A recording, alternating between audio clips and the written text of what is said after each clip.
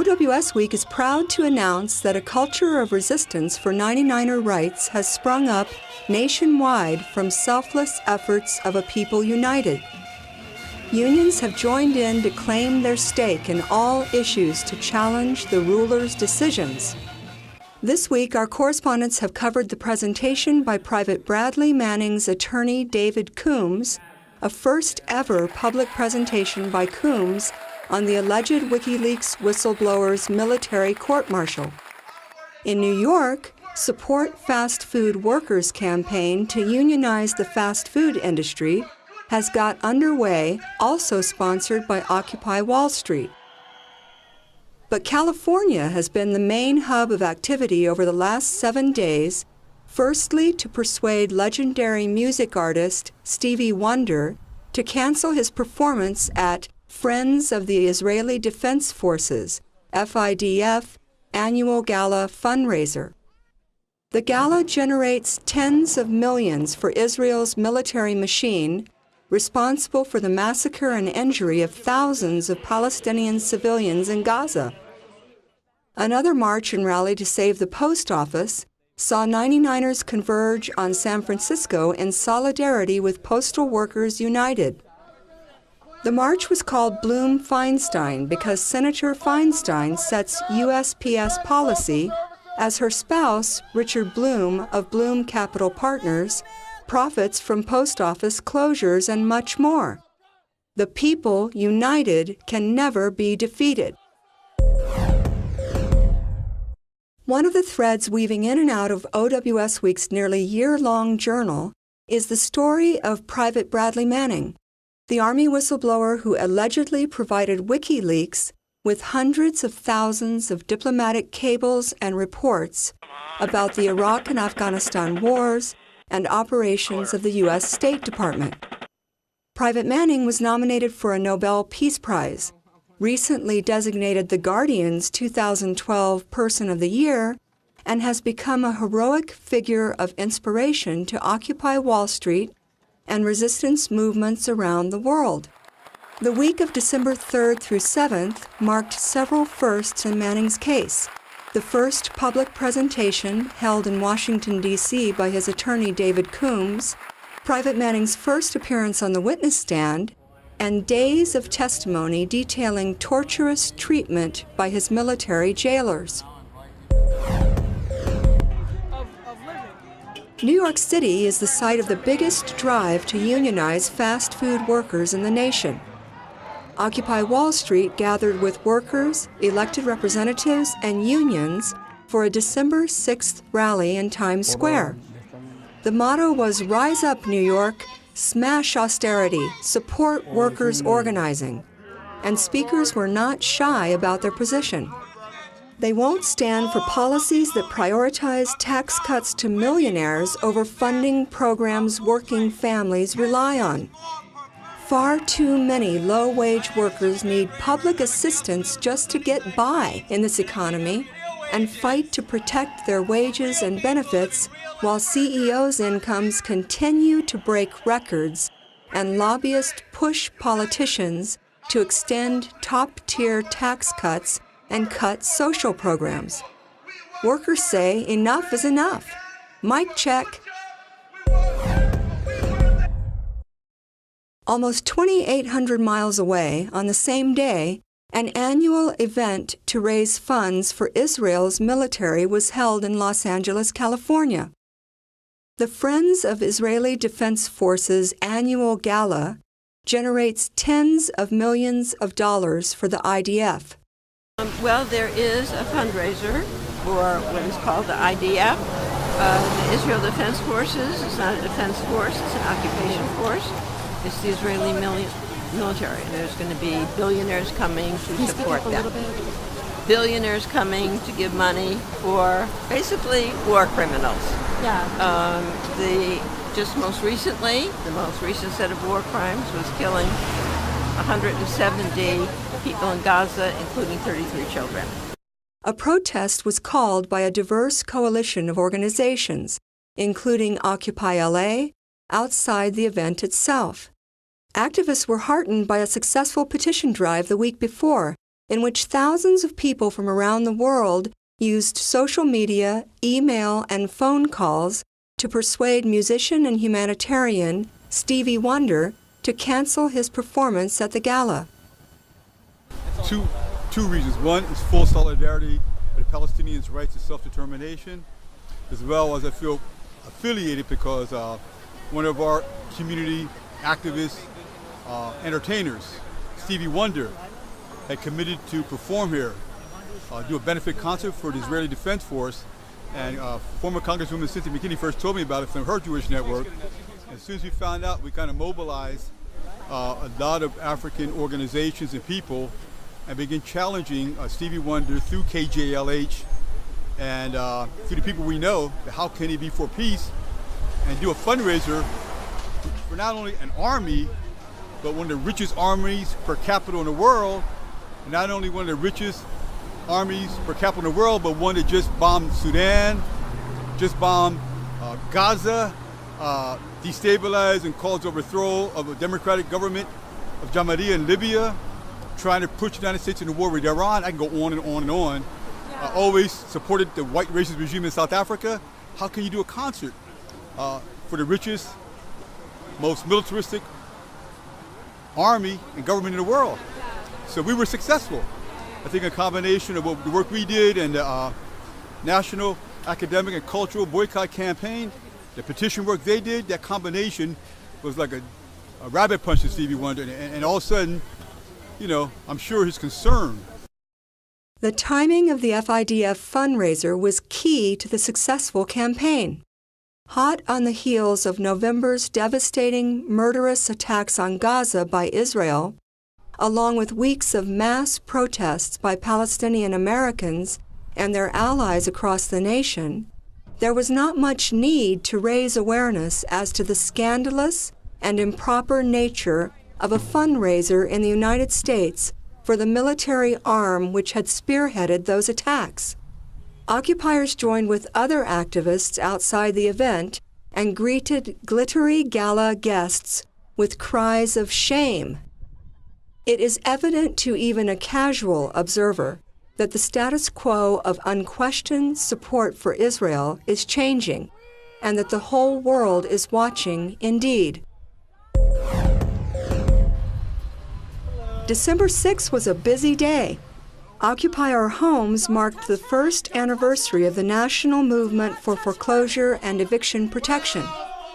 ACCE, or the Alliance of Californians for Community Empowerment, joined occupiers from several locations in California for protest actions and press conferences at Wells Fargo and other big banks in Los Angeles, Oakland, and San Francisco.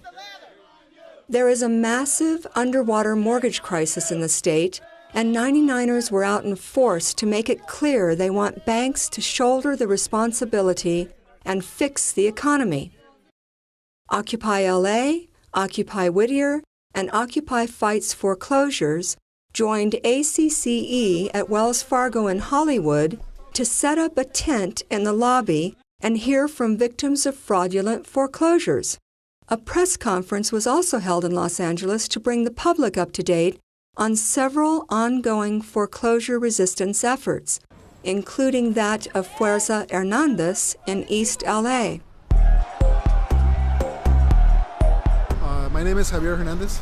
Okay, and maybe you could tell us a little bit about the situation at your home? The situation at Fuerza Hernandez right now is we're in bankruptcy right now. We have a 30-day stay that has been respected by the sheriff so far, and it's due next week on Wednesday or so. I'm not sure right now, but it's next week. So I need to get in hold of the lawyer, see if he's got in contact with the sheriffs again, or the Van Nuys Police Department, or see what the legal strategy is for court. We have court on Wednesday. Come out and support us, and that's the status right now. Today's day 103. Wow. Yeah.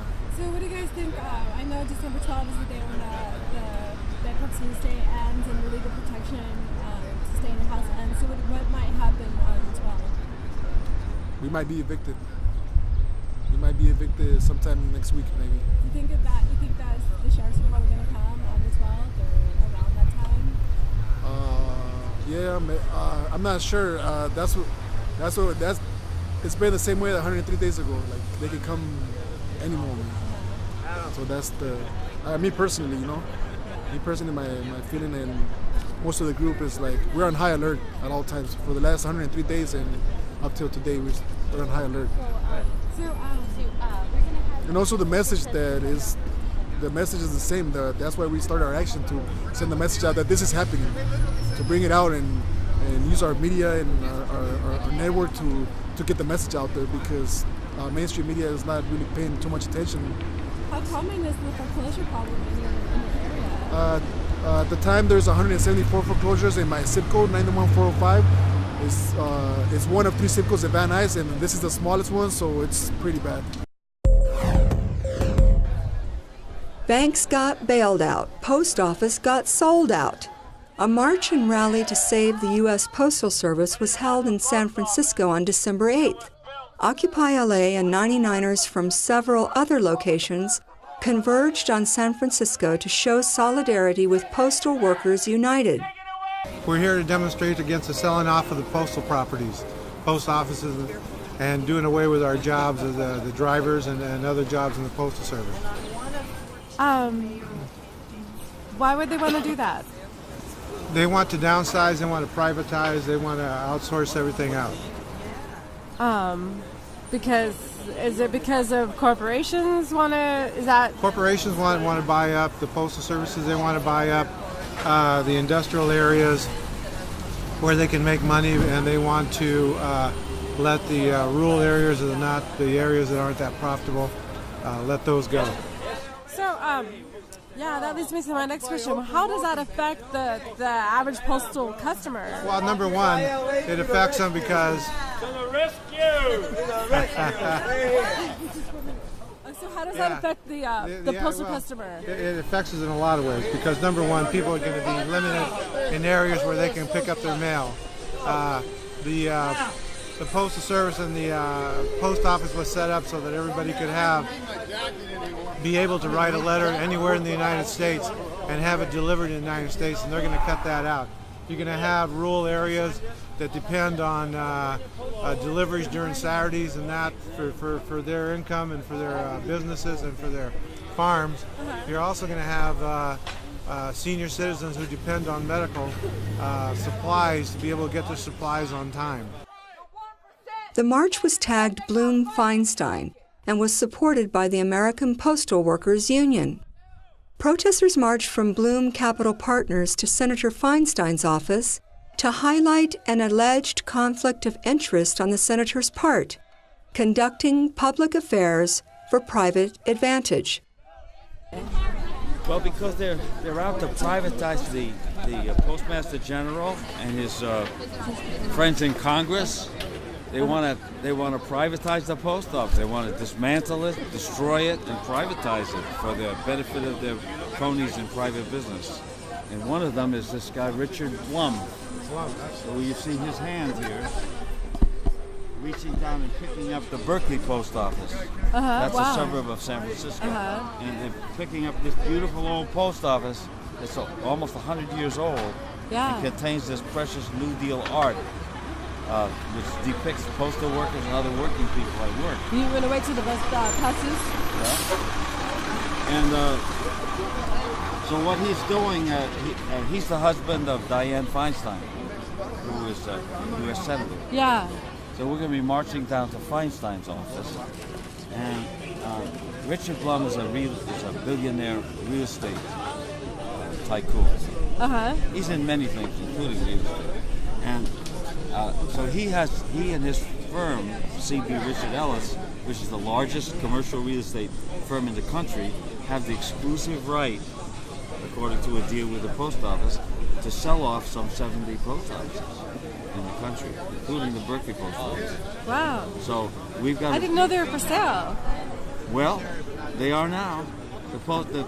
In other words, our parents and grandparents paid for these beautiful old buildings. And now they're selling them off like it's a shopping mall or something like that. Senator Feinstein is involved in setting policy for the future privatization of the U.S. Postal Service. Her spouse, Richard Bloom, is the board chairman of C.B. Richard Ellis, the largest real estate brokerage firm on the planet, owned by $7 billion Bloom Capital Partners. The senator was involved in a 2009 deal which provided $25 billion of taxpayer funds to the FDIC, which in turn awarded a large contract to C.B. Richard Ellis to sell foreclosed properties. The deal worked out so well for its perpetrators back then that a repeat appears to be in the making. Bloom's firm has won the contract to provide real estate services for closed post office sales. We're out here today to support the U.S. Postal Service and their efforts to continue service across the country. We are hoping to be visible in our solidarity with the postal workers and show them that we're here to defend them and support them through thick and thin. We're also here to talk to people about the privatization of the industry itself and how this is actually a common model that occurs with a lot of industries where the government and private businesses will join together to starve and or destroy a particular service that's being provided to the people at low or no cost and replace it with something that will make them more profits. So that we're also here to bring light to that and show people that and to be visible here and express our solidarity. Government plans to close half the distribution plants and thousands of post offices, eliminate 6-day and door-to-door delivery, and abolish 200,000 jobs. A local postal union officer put it best: "The Postal Service is not broke. The financial crisis is phony. The USPS is now destroying good family wage jobs as the privileged elite mount a fire sale of public assets and services worth $68 billion. 99ers across the United States are awakening to the grim realities. Austerity measures are already in place in several U.S. cities and coming rapidly to more. Vital services are under threat by elite managers. These managers and their pocket politicians have made it clear they will not stop at cutting services such as social program safety nets for the elderly, disabled, sick, and poor. They seek to destroy vital services and rights Americans used to take for granted. A postal service some say is the best in the world, home ownership, and living wage employment. Concerted efforts at community outreach and organizing by hundreds of Occupy groups and their allies have led to a burgeoning awakening in towns, cities, and rural areas across the land. It may be taking longer than some people would like for the masses to wake up, but once they do, watch out. They will be unstoppable. In 2003, George Bush's coalition of the willing that supported the invasion and decimation of Iraq consisted of 48 countries. Included in that list were the Marshall Islands, Micronesia, Palau, countries that few have heard of and do not even have standing armies. However, through the Compact of Free Association, citizens of the Marshall Islands, Palau, and the Federated States of Micronesia are guaranteed U.S. national status and therefore are allowed to serve in the U.S. military. The Coalition of the Willing has shrunk tremendously over the years, especially when it comes to the support of Israeli statehood and most recently the hypocritical protection of Israel's nuclear program from international inspection.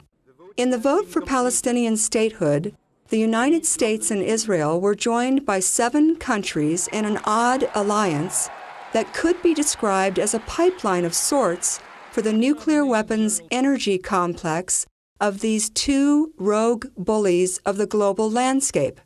The Czech Republic, Panama, and Nauru joined with Canada, Israel, the United States, Micronesia, Palau, and the Marshall Islands to vote in opposition to Palestinian statehood. The Marshall Islands has acted as a U.S. nuclear research center for decades, and the largest nuclear detonation was conducted there in a test by the U.S. military. It is, in essence, a colonial outpost of the U.S. empire. Interestingly enough, after the UN vote to grant observer statehood status to Palestine, Hillary Clinton visited Weapons Energy Alliance member, the Czech Republic, to lobby for Westinghouse Corporation for a $10 billion nuclear reactor project over a Russian nuclear rival.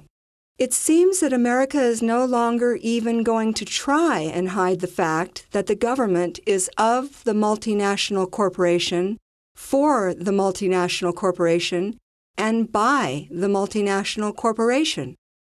Much like a band of drug pushers, the Obama administration traverses the globe to push for countries to nuclearize while coercing others like Japan to maintain their dependence on this dangerous energy source. The U.S. military can be seen as a nuclear web encompassing the globe that seems hell-bent on turning the planet into a nuclear waste dump while protecting Israel no matter what. On the vote for opening up Israel's nuclear complex to international inspectors, the coalition of the willing shrunk to 6, with the Czech Republic, Panama, and Nauru withdrawing from the Terror Weapons Nuclear Alliance. This leaves Canada, which voted last week to suspend the environmental protection of over 2 million rivers, streams, and lakes to open up vast natural areas to mineral extraction in violation of native sovereignty rights. It is here that the United States and Canada would like to experiment in a joint venture of using modular nuclear plants to extract oil from tar sands oil, scarring the earth and leaving a legacy of poison for future generations. This nuclear tar sands project they like to call green bitumen. The alliance is shrinking around Israel and the United States, who still push their weight around the world, unmasked and disrobed by a growing population of world citizens. And Micronesia, Palau, and the Marshall Islands, tax havens of the 1% and nuclear testing grounds for the ever-isolated monsters of empire, deserve our further scrutiny as we uncover the links of hegemonic power and global dominance. The resistance is growing. In Canada now, the First Nations are rising to protect their sovereignty rights across the country, and the fight against tar sands oil and climate disaster is unifying across the borders from Texas to Ohio and to Ontario, Saskatchewan, and Alberta. All indications are that Obama's first-term policies, carried on from George W. Bush, are only going to intensify and continue with the elite calling the shots. On Israel, on nuclear proliferation, on the climate, and on state repression, the Obama administration continues to dictate to the world that the United States is moving forward along the same path. There will be no equity, there will be no justice, and Israel can do no wrong and/or be held to any international standards is the chorus coming from this sextet. Hopefully, the global community and the citizens' movement on the ground can muster the strength to stop this madness and tame the rabid dogs of neo-imperialism before it is too late.